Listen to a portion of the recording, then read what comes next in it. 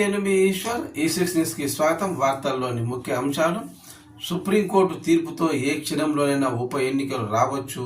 6 నెలలుగా అంచెలంచెలుగా న్యాయస్థానం చుట్టూ తిరుగుతున్న ఎమ్మెల్యేల అనర్హత అంశం ఇష్యూ క్లైమాక్స్కు చేరుకుంది. సుప్రీంకోర్టు లేటెస్ట్గా కామెంట్తో ఉప ఎన్నికలపై ఇంకాస్త క్లారిటీ వచ్చినట్లు కనిపిస్తోంది. బీఆర్ఎస్ పోరుతో అసెంబ్లీ స్పీకర్పై ఒత్తిడి పెరుగుతోందా? ఆ 10 మంది ఎమ్మెల్యేలపై అనర్హత వేటు పడడం ఖాయమైన తెలంగాణ గట్టుపై మినీ ఎన్నికల సమరం రాబోతుందా?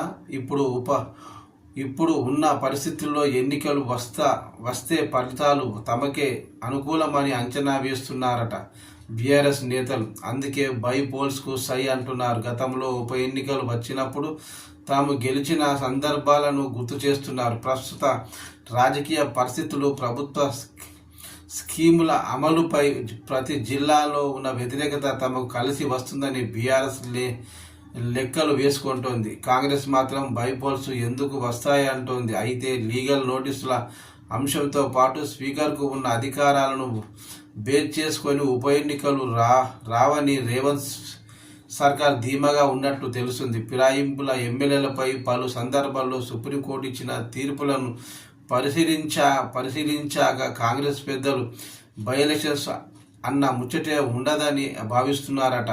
చూడాలి మరి బీఆర్ఎస్ ఆశించినట్లు ఉప ఎన్నికలు రాబోతున్నాయా, లేక కాంగ్రెస్ ధీమాకు తగ్గట్లు సుప్రీం ఆదేశాలు ఉండే అవకాశం ఉందా అన్నది వేచి చూడాలి.